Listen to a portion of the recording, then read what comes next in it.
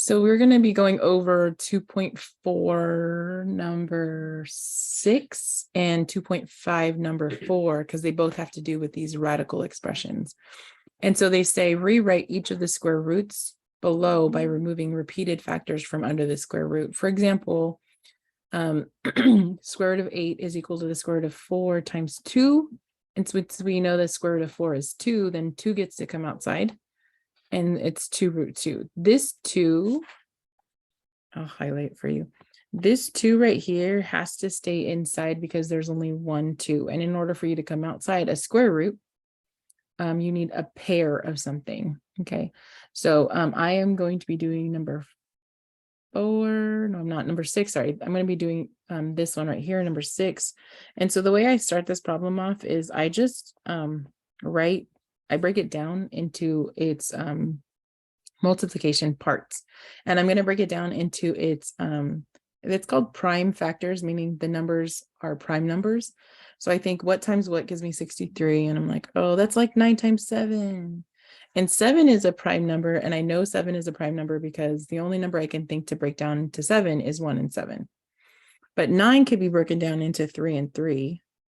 And then I just pull this 7 down so that they're all on the same level and I don't lose anybody. Because once I get into these bigger numbers, then I might lose some people because they're all on different levels. So my practice is to not lose anybody by putting them all on the same level.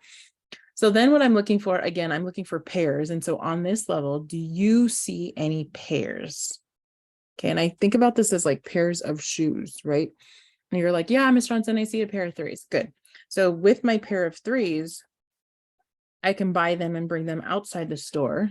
See, I'm going to buy them and put them outside. I'm going to buy them and bring them outside the store. But this 7, like, oh my gosh, look how cute the shoe is. I can't believe it. But you can't find the other pair. Would you buy the shoe? Everyone's like, no, Ms. Johnson, I would not buy I would not buy one shoe, right? And maybe your parent says, please, can I please buy the shoe? No, the answer is no. So my final answer is 3 square root 7, and it will show up. And I'll just remind you that the 3 on the outside is there because I have a pair of 3s, and the 7 on the inside is because I only have 1 7. I don't have a pair to bring them out. So my computer is going slower. There it goes. So there's my 3 on the outside. That's because I have a pair. Here's my 3 on the outside because I have a pair. And then my 7 on the inside is because I only have 1. So think about that one shoe that you found. You're like, where's the other one? They're like, it's in the store, but we don't know where it is. So, you're not going to buy that one shoe. So that's how you simplify square roots. There's other ways to do it, and I'll just show you quickly how to do this. The other way to do it is if you know your perfect squares, and some of you do, and because you do know your perfect squares, then it will kind of look like this, but not really. So, so the first thing that I do is I rewrite the square root of 63, and I think, hey, is any of its factors a perfect square? And you're like, oh yeah, square root of 9 times square root of 7. So I know that 9 times 7 is 63, but 9 is important because I know the perfect square, that 9 is a perfect square, meaning the square root of 9 is 3. So then I just rewrite 3 root 7. So this is 2 different ways. And if you think about it, they're exactly the same way. It's just thinking about it in a different way. As a student, I think I preferred this way because I don't think the perfect squares were as fluent to me as they are now. So if you like this way better because you know your multiplication tables and you break it all down. If you don't know your multiplication tables, this is when you bring in a calculator and you start building 63 as best as you can. And I would start with the number 1. I mean, not with 1, sorry. I'd start with 2. No, it's odd. Then I'd go 3, and then I could break it down that way. Okay. So the next number I'm going to do in this set is number 6 from 2.5. So follow me over there. So 2.5, number 6, let me make this a tad bit bigger so that you don't have to squint. And then, so they're asking for the number 6. They're asking for what's the square root of 32. And again, they're giving you these examples here. Notice here, they also give you the 5th root.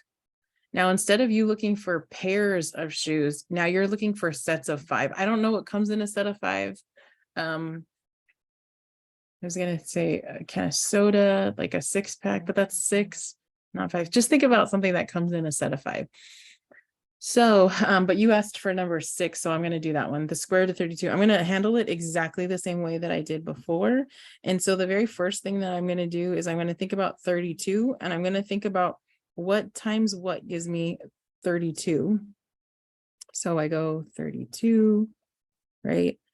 And so the square root of 32. So I'm going to go with 4 and 8 because that pops out to my brain.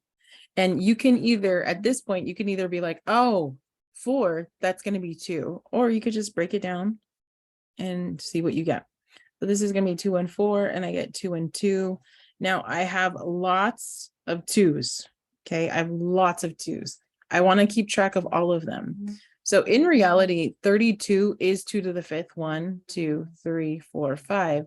So I'm going to keep track of all of them. I'm going to circle pairs of them at a time. So here's my pair of 2s. That's a 2. Here's another pair of 2s. That's another 2. And some of you are like, Miss Johnson, would you really buy 2 pairs of the same shoe? And the answer is yeah, actually, because my sons, when they were younger, I bought multiple pairs of shoes of the same type because really they were the same size. So the answer is yes. So haha, you tried to trick me with my analogy, but it did not work. Okay. This loner 2, again, is that extra 2 that's just hanging out there. I'm not going to get to bring them outside. So my total answer is 4 root 2. Okay, that's my clean answer. It's finished. It's done.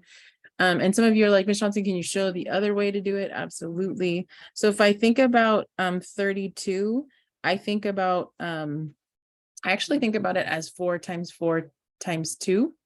So then you could see my perfect squares of that. And so that would be 2 times 2 times 4. Other people will see this and they'll be like, oh, that's 16 times 2, which that's not where my brain tends to go, but I'll just write that down. So then this is 4 root 2, the same. Or you can do it the way that I just said. It's the square root of 4 times the square root of 4 times square root of 2. And so, oh, I need to catch up. Hold on a second. Let me let this computer catch up. I've been talking. Boop. Okay. So one way to do it is break it down into root 16 times root 2.